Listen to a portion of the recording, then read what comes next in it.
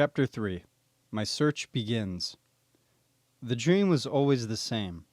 The funnel-shaped cloud was the largest I had seen, and it was heading directly for me and those I love. Miraculously, my brother Michael found a cave in which we could be safe. The cloud destroyed everything in its path, but those in the cave remained safe. Screaming and sweating, I would awaken with my heart palpitating, and then realize that it was only a dream. But I became afraid to sleep for fear that the dream would come back, and it did, again and again. The story of little Mary Fagan had indeed followed me to Florida. A history professor had asked me, "Are you by any chance related to little Mary Fagan?"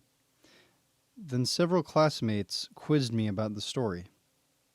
I decided that I had to know the answers to do the questions that haunted me. I just had to know. I couldn't be Mary Fagan without this shadow of my past. It was my history, my legacy, and I had to answer those questions. I became friends with Amy. Amy was Jewish, and, as with all my friends, religion came up between us. Amy and I exchanged our beliefs and answered the whys of our group faiths. There were no barriers between us. Once a group of us were talking, and someone asked me in front of Amy that question, "Are you, by any chance, related to little Mary Fagan?" "Yes," I replied. "Wasn't Leo Frank a Jewish man?" she persisted. I told her yes again. But Amy never mentioned the story of little Mary Fagan, and I never told her. I never felt obligated to tell her more. It didn't have anything to do with our friendship. We were best friends, and that was that. My family delighted in my friendship with Amy and her family. During one Christmas vacation, my dad related to me how he had become part of a Jewish family. For the first time, I realized why I had always called this particular couple Grandma and Grandpa, and still do. It happened around Christmas time in 1952.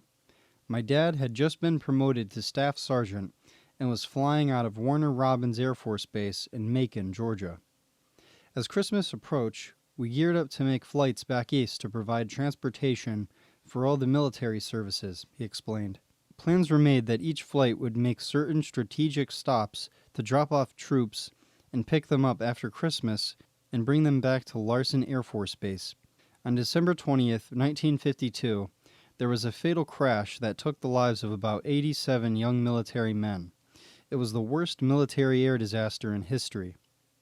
Airplane crashes are terrible in more ways than one. They create havoc and the loss of lives and materials, and they put men to a test that they cannot survive. The dead men must be escorted home for burial. The escorts are called color guards. They are hand-picked as a rule, versed in nature of love of life at its worst. Each family that has lost a loved one will have 1,000 questions to ask the color guard. He will have no answers and must reply on his own ability to handle the situation. And no two will be the same. Some color guards will break under the pressure, particularly if they were friends. One of the crew members on the flight was my close friend, Robert Jacobs. He was a radio operator whose position was on the flight deck with the pilot, co-pilot, navigator, and flight engineer.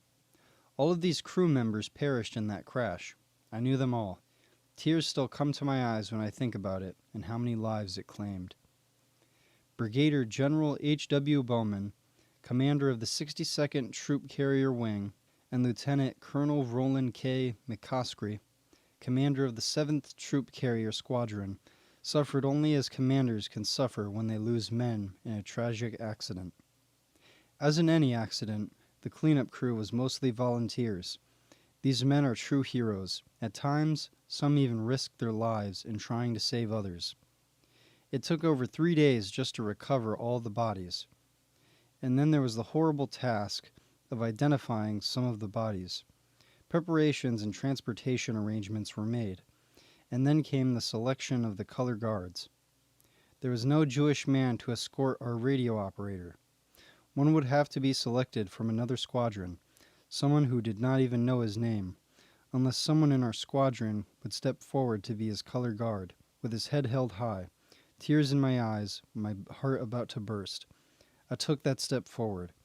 I could not allow a stranger to escort my friend and fellow crew member home to his parents. In my mind, that would hurt them even more. I felt that I would break under that pressure when I presented the American flag to Mr. and Mrs. Jacobs at the gravesite. I did. When I presented the flag to them, I could hardly talk for the tears rolling down my cheeks. This flag is presented to you by a grateful nation in remembrance of your loved one. For one moment, time stood still for 3 broken hearts. The parents and mine became one in grief. They invited me home to say the Kaddish, a memorial prayer for their son. I became an adopted son, and to this day I call them Mom and Dad, and you children call them Grandma and Grandpa. Every Mother's Day, I send them flowers to my friend's mother. She's a very special person. They asked me questions I had no answers for, except the simple truths and personal knowledge that I had of their son. Of course they wanted to know why. I explained that their son was one of the best, and the best are always selected for tough flights. I didn't think that I would have the guts to do that job again.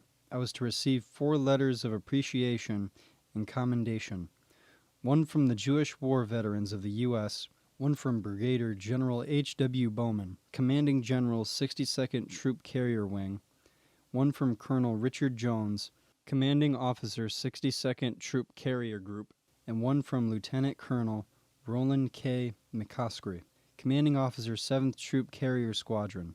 These letters are still in my personal folders today. Life takes a pause and then continues on. After 2 years at Flagler, both Amy and I felt that it wasn't offering the programs that we needed for our careers. We both transferred to Florida State University in Tallahassee, Florida, during the summer of 1974. I worked hard, and in August of 1977, I received my Master of Science in the College of Education program at Florida State University with honors. And what was even more exciting was I already had a job. I was to be the consultant itinerant teacher for the visually impaired for the Griffin Cooperative Educational Service in Griffin, Georgia. I would be going back home. I began at the agency the first week of September. I was introduced to the various superintendents of the systems in which I would be responsible for setting up the vision program. Several of the superintendents asked me that question: "Are you, by any chance, related to little Mary Fagan?" One of them privately called me in his office and sang me "The Ballad of Mary Fagan" by fiddling John Carson of Blue Ridge, Georgia. Little Mary Fagan went to town one day and went to the pencil factory to see the big parade. She left her home at 11 and kissed her mother goodbye. Not one time did the poor child think that she was going to die. Leo Frank met her. With a brutal heart we know. He smiled and said, "Little Mary, now you will go home no more." He sneaked along behind her till she reached the metal room. He laughed and said, "Little Mary, you have met your fatal doom." She fell upon her knees, and to Leo Frank she pled. He took his stick from the trash pile and hit her across the head. The tears rolled down her rosy cheeks, while the blood flowed down her back. But still she remembered telling her mother what time she would be back. He killed little Mary Fagan. It was on a holiday. And he called on Jim Conley to take her body away. He took her to the basement. She was bound hand and feet. And down in the basement, little Mary lay asleep. Newt Lee was the watchman when he went to wind his key. Down in the basement, little Mary he could see. He called for the officers, their names I do not know. They came to the pencil factory. Says, "Newt Lee, you must go." They took him to the jailhouse. They locked him in a cell.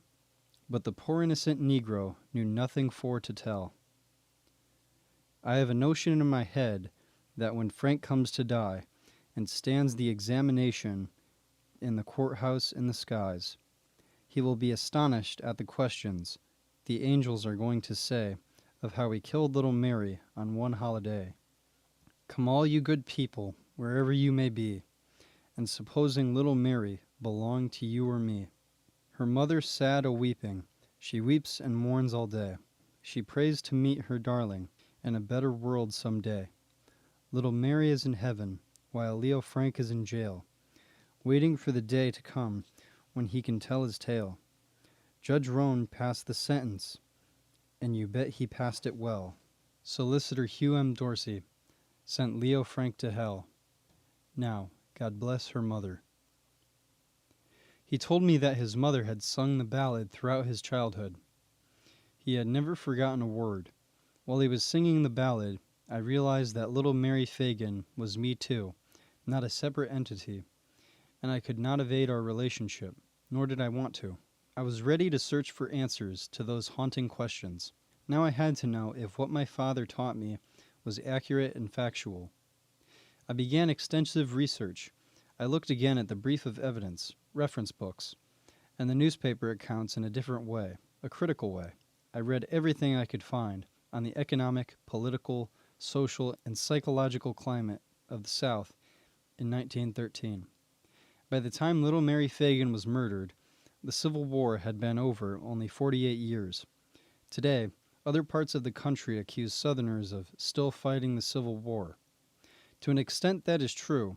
It was true to an even greater extent in 1913. The focus of Southern society was tradition, which also meant opposition to change, and the commitment to tradition was often manifested in a loyalty on the part of Southerners to their own kind, which usually resulted in a paranoid suspicion of outsiders.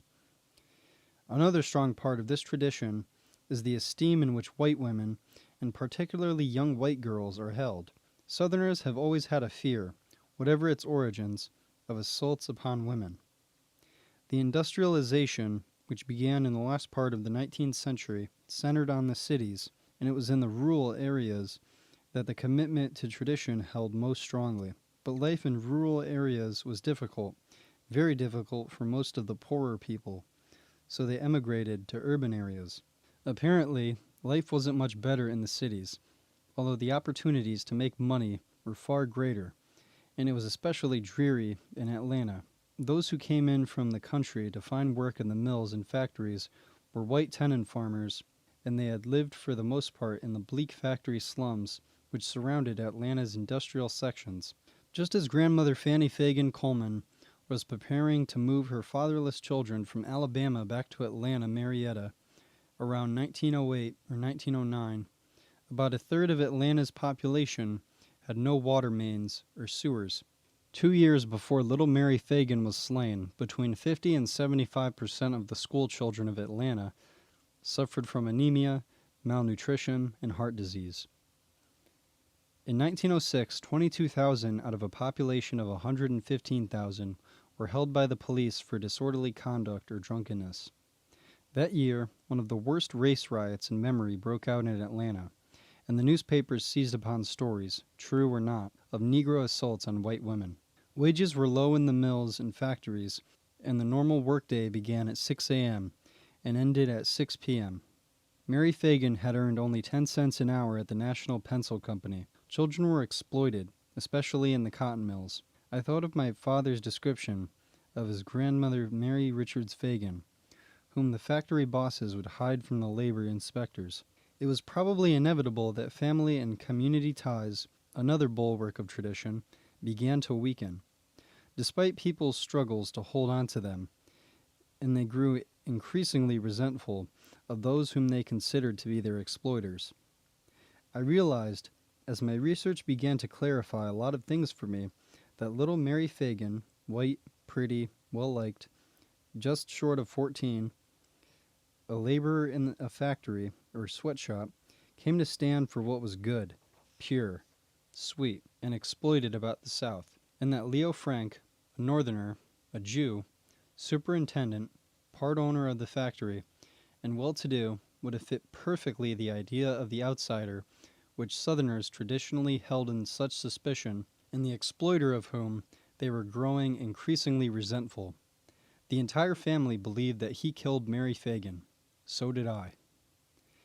On April 28, 1913, Leo Frank sent a telegram to Adolph Montag in New York. Atlanta, Georgia, April 28, 1913. Mr. Adolph Montag, Imperial Hotel, New York. You may have read in Atlanta papers of factory girl found dead Sunday morning in cellar of pencil factory. Police will eventually solve it. Assure my uncle I am all right in case he asks. Our company has case well in hand. Leo M. Frank. On April 29, 1913, 3 days after little Mary Fagan's body was discovered, the Atlanta Georgian reported that 4 suspects were being held. The headline read, "Is the guilty man among those held?" These men were a black night watchman who is thought to know much more about the crime than he is told, but who has not been regarded as the perpetrator. These men were a black night watchman who is thought to know much more about the crime than he is told, but who has not been regarded as the perpetrator. A former streetcar conductor for whom a strong alibi has never been established, and from whom suspicion is shifting. A black elevator boy who has never been held as a material witness, but against whom no evidence has been obtained. A former employee of the National Pencil Company was located at the plant Saturday and identified as being the man with a little girl on Saturday night. In neither the conductor's nor the elevator boy's case do police place much dependence on the so-called identifications. All of these men were cleared. At that time, neither Leo Frank, the factory superintendent, nor Jim Conley appeared on the list. Leo Frank was at police headquarters that day, but police were quoted as saying, "Frank is not under arrest, but that he was under the police guard for his own personal safety, and that there are no charges against him." What led to the eventual arrest of Leo Frank, the factory superintendent? When Newt Lee, the night watchman who discovered the body of little Mary Fagan, was questioned by the police, he stated that he had been at the factory on April 26, 1913, and that when he began working at the pencil factory, Mr. Frank had told him to report at 6:00 p.m. on weekdays and at 5:00 p.m. on Saturdays. He said that, on Friday, the 25th of April, Leo Frank told him, "Tomorrow is a holiday, and I want you to come back at 4 o'clock. I want to get off a little earlier than I have been getting off." Frank had plans to go to the baseball game with his brother-in-law. The game started at 4:00 p.m. Newt Lee said that he had arrived at the factory at about 3 or 4 minutes before 4. He then told the detectives, "The front door was not locked. I pushed it open, went on in, and got to the double door there. I was paid off Friday night at 6 o'clock. It was put out that everybody would be paid off then. Every Saturday when I get off, he gives me the keys at 12 o'clock, so that if he happened to be gone when I get back there at 5 or 6 o'clock, I could get in. And every Monday morning, I return the keys to him." The front door had always been unlocked on previous Saturday afternoons. After you go inside and come up about middle ways of the steps, there are some double doors there. It was locked on Saturday when I got there. Have never found it that way before. I took my key and unlocked it. When I went upstairs, I had a sack of bananas, and I stood to the left of that desk like I do every Saturday. I says like I always do, "All right, Mr. Frank." And he come bustling out of his office. He had never done that before. He had always called me when he wanted to tell me anything and said, "Step here a minute, Newt." This time he came up rubbing his hands and says, "Newt, I am sorry that I had you coming so soon. You could have been at home sleeping. I tell you what to do. You go out in town and have a good time." He had never let me off before that. I could have laid down in the shipping room and gone to sleep, and I told him that. He says, "You needs to have a good time. You go downtown, stay an hour and a half, and come back your usual time at 6 o'clock. I then went out the door and stayed until about 4 minutes to 6. When I came back, the doors were unlocked just as I left them, and I went and says, 'All right, Mr. Frank,' and he says, 'What time is it?' And I says, 'It lacks 2 minutes of 6. He says, 'Don't punch yet. There is a few work today, and I want to change the slip.' It took him twice as long this time than it did the other times I saw him fix it. He fumbled putting it in, while I held the lever for him, and I think he made some remark about he was not used to putting it in. While Mr. Frank put the tape in, I punched and I went downstairs. While I was down there, Mr. Gant came from across the street from the beer saloon and says, 'Newt, I got a pair of old shoes that I want to get upstairs to have fixed.' I says, 'I ain't allowed to let anybody in here after 6 o'clock. About that time, Mr. Frank come bustling out of the door and run into Gant unexpected, and he jumped back frightened. Gant says, I got a pair of old shoes upstairs. Have you any objection to my getting them?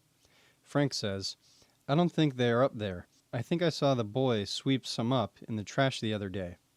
Mr. Gant asked him what sort they were, and Mr. Frank says, tans. Gant says, well, I got a pair of black ones too. Frank says, well, I don't know. And he dropped his head down just so. Then he raised his head and says, Newt, go with him and stay with him and help him find them. And I went up there with Mr. Gant and found them in the shipping room. 2 pair, the tans and the black ones. Mr. Frank phoned me that night about an hour after he left. It was some time after 7 o'clock. He says, how is everything? And I says, everything is all right so far as I know. And he says, goodbye. There is a light on the street floor just after you get in the entrance to the building. The light is right up here where the partition comes across. Mr. Frank told me when I first went there, keep that light burning bright so the officers can see in when they pass by. It wasn't burning that day at all. I lit it at 6 o'clock myself. On Saturday, but weekdays, it would always be lit when I got there. On Saturdays, I always got there at 5 o'clock. This Saturday, he got me there an hour earlier and let me off later. There is a light in the basement down there at the foot of the ladder. He told me to keep that burning all the time. It has 2 little chains to it to turn on and turn off the gas. When I got there on making my rounds at 7 o'clock on the 26th of April, it was burning just as low as you can turn it, like a lightning bug. I left it Saturday morning burning bright. I made my rounds regularly every half hour Saturday night.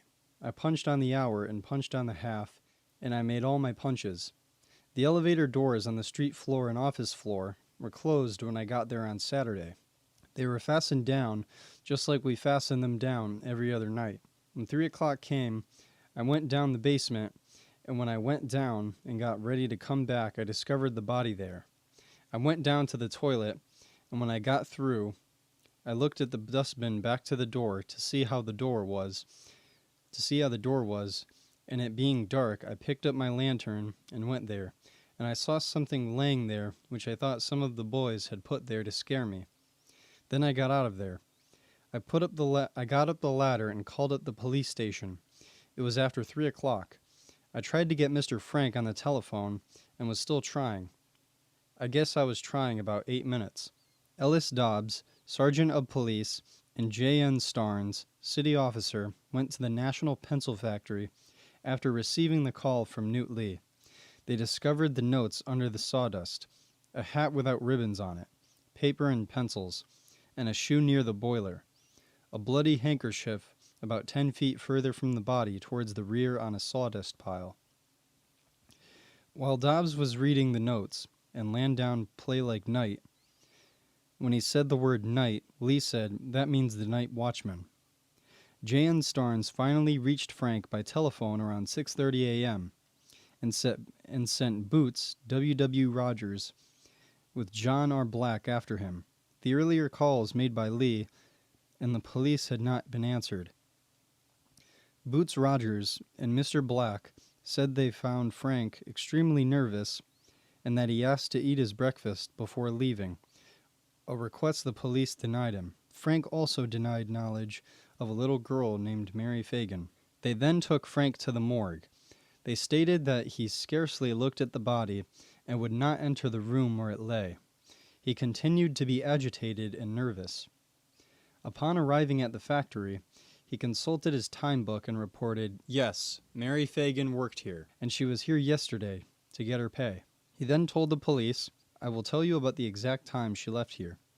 My stenographer left about 12 o'clock, and a few minutes after she left, the office boy left, and Mary came in and got her money and left. Further questioning revealed that Frank maintained he was inside his office every minute from noon to 12:30. On Sunday, he confirmed to the police that the time slips punched by Newt Lee were correct. But the next day, he said the time slips contained errors. Frank appeared at police headquarters on Monday morning with his attorneys Luther Z. Rosser and Herbert Haas, who evidently had been contacted on Sunday. Frank advised police that Newt Lee and J.M. Gant had been at the factory and that Gant knew Mary Fagan very well. This led to their arrests. On Monday morning, April 28th, when the factory opened, R.P. Barrett, a machinist, reported that he found blood spots near a machine at the west end of the dressing room on the second floor, which had not been there Friday. Hair was also found on the handle of a bench lathe, and strands of cords of the type that were used to strangle Mary Fagan were hung near the dressing room. Leo Frank was arrested on Tuesday, April 29th, and incarcerated in the Fulton Tower. The police said his hands were quivering and that he was pale. He again reported that Mary Fagan came in between 12:05 and 12:10, maybe 12:07, to get her pay envelope, her salary. He stated, "I paid her and she went out of the office." Later that evening, Frank had a conversation with Newt Lee, who was handcuffed to a chair. Newt Lee reported that when Frank came in, he dropped his head and looked down. They were all alone, and Lee said, "Mr. Frank, it's mighty hard for me to be handcuffed here for something I don't know anything about." Frank said, "That's the difference. They have got me locked up and a man guarding me." Lee then asked, "Mr. Frank, do you believe I committed that crime?" And he said, "No, Newt, I know you didn't. But I believe you know something about it." Lee then said, "Mr. Frank, I don't know a thing about it, no more than finding the body." Frank said, "We are not talking about that now. We will let that go. If you keep that up, we will both go to hell." The police had also learned that Frank refused to send Mary Fagan's pay home with Helen Ferguson, a friend. Then, not too long after Leo Frank's indictment and Jim Conley's statements, the police also obtained a statement from Minola McKnight, the black cook in the Frank home. She reported that when Frank came home that Saturday, he was drunk, talked wildly, and threatened to kill himself, thus forcing his wife to sleep on the floor. Minola's sworn statement was witnessed by her lawyer, George Gordon. Yet 3 days later, Mrs. McKnight publicly repudiated her affidavit, claiming that she had signed it to obtain release from the police. It seems that while her original statement made the front page of the newspapers, her repudiation was printed unobtrusively on an inside page. Other questions nagged at me. My family maintained that Mary Fagan had been violated. What did the medical evidence disclose? Was undisputable evidence of rape found? Had she been bitten on the breasts? X-rays of her body had apparently shown teeth indentations on her neck and shoulder. Where were the X-ray records? Were the marks made by Leo Frank's teeth? Did Solicitor Dorsey have Mary's body exhumed a second time to check the marks against X-rays of Leo Frank's teeth? Was Leo Frank a pervert, as the state attempted to establish? The state had certainly enough people to state on the witness stand that he'd made sexual overtures to the female employees at the factory. But does that mean, did the answers to any of my questions mean, that Leo Frank killed Mary Fagan? On the Saturday following the murder, Montine Stover, a fellow worker at the factory with Mary Fagan, came forward to tell the police that she had come for her pay on April 26th, but was unable to collect it because Frank was absent from his office. Montine informed the police that it was 5 minutes after 12. I was sure that Mr. Frank would be in his office, so I stepped in. He wasn't in the outer office, so I stepped into the inner one. He wasn't there either. I thought he might have been somewhere around the building, so I waited. I went to the door and peered further down the floor among the machinery. I couldn't see him there. I stayed until the clock hand was pointing to 10 minutes after 12. Then I went downstairs. The building was quiet, and I couldn't hear a sound. I didn't see anybody. On April 30th, 1913, a coroner's inquest began. Leo Frank repeated his story concerning his whereabouts on April 26th. A point of contention between the police, the coroner, and Frank was Frank's physical location when the whistles blew. Since Saturday was Confederate Memorial Day, police argued that no whistles blew.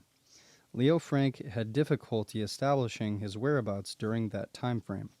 Montine Stover repeated the testimony which she had reported to the police at the coroner's inquest.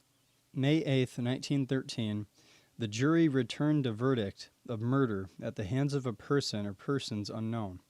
Both Frank and Lee were returned to the Fulton Tower. Why did people feel it was Leo Frank rather than Knute Lee who was responsible for the murder? Some who have studied the Mary Fagan case seem to feel that many people in Atlanta, including the police and the Fulton County Solicitor General, Hugh Dorsey, demanded Leo Frank's indictment and conviction because of his status as an outsider.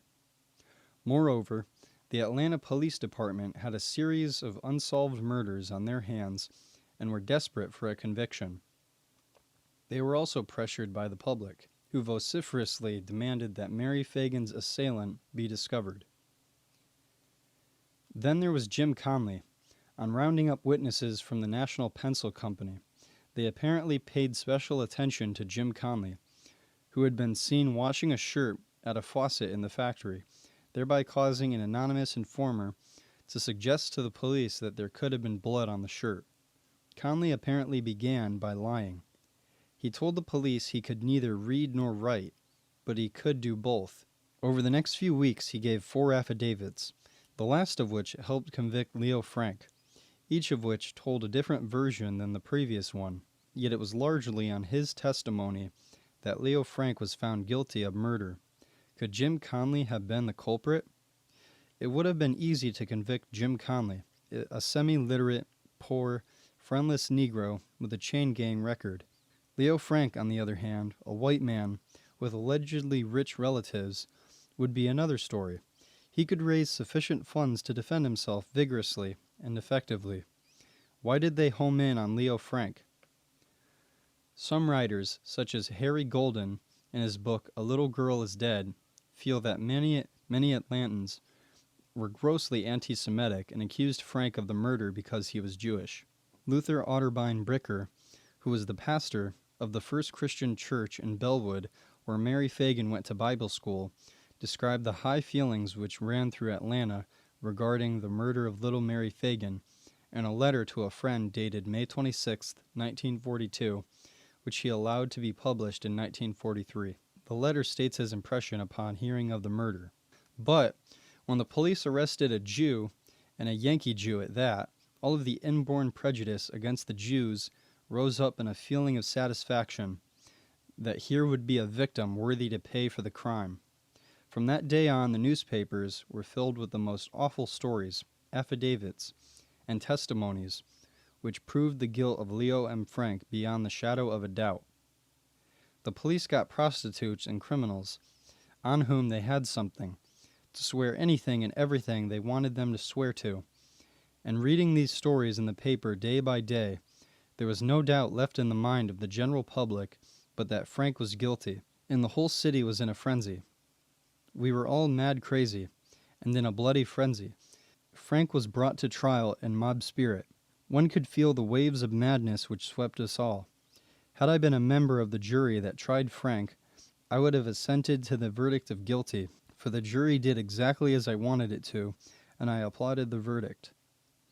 It has also been said that Solicitor General Hugh Dorsey had strong feelings about Leo Frank's guilt, and through the years there has been much speculation on what brought about Dorsey's certainty that Frank was guilty.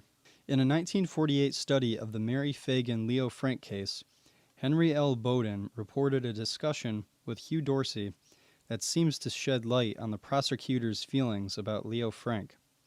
Bowden had, in conversation with Dorsey, asked him just what it was that had made him suspicious of Frank, and Dorsey reportedly replied that someone had planted a bloody shirt and a well on the property where Knute Lee lived, and that as he and several of the force, including Boots Rogers, the local detective who, according to Dorsey, was the best detective around, were riding out to the property to check on the shirt. Rogers described to Dorsey Leo Frank's extreme uneasiness and nervousness when confronted with the murder at the factory. This, Dorsey related, had led him to be suspicious of Frank.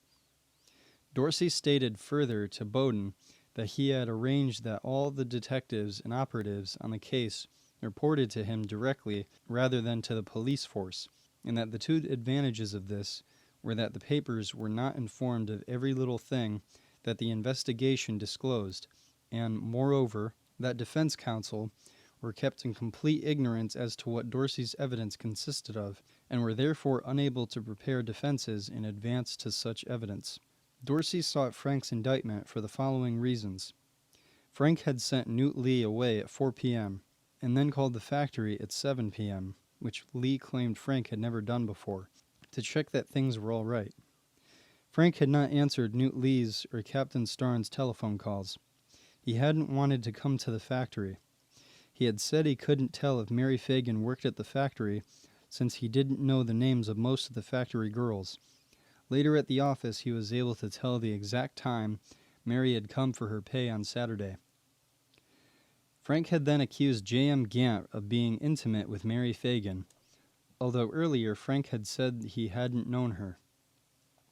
The police officers who had taken Frank to the mortuary recalled his extreme nervousness. They now considered this emotional agitation important, as well as the fact that Frank had inquired about their finding Mary Fagan's pay envelope. At the inquest, J.W. Coleman stated, "Mary often said things went on at the factory that were not nice and that some of the people there tried to get fresh. She told most of those stories to her mother."